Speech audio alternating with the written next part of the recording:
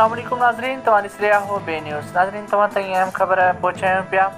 निदो शहर खां जिते कलवई में नौजवान लाइ तइलीमी सुजागी फोरम तरफ़ां अवामी प्रेस क्लब कलवई में हिकु तक़रीब कोटाई वई आहे, जंहिंमें तइलीमी सुजागी फोरम जे अॻुवान अफ़ज़ल ज़ेब मला, सहाफ़ी रज़ा हालो ऐं सदर अली अकबर लुंड, दिलबर ब्रोही, सीनियर उस्ताद हसन महमूद ऐं सोशल वर्कर मोहम्मद रज़ा ऐं मोहम्मद रमज़ान लुंड ख़िताब कयो। तइलीमी सुजागी फोरम जे अॻुवान अफ़ज़ल ज़ेब मला चयो त असांजो बुनियादी मक़सदु उन्हनि ॻोठनि में तइलीमी सुजागी आणणु आहे जिथे तइलीम जी घटिताई आहे, जंहिंमें ॿियनि मुक़ररनि सोशल वर्कर मोहम्मद रमज़ान लुंड रज़ा हालो मुकमल सहकार करण जो यकीन ॾियारियो। तइलीमी सुजागी फोरम जो हिसो बणिजी कमु करण जो बि पिणु ऐलान कयो आहे। रिपोर्ट करे रहियो आहे ग़ुलाम हैदर बुलेदी।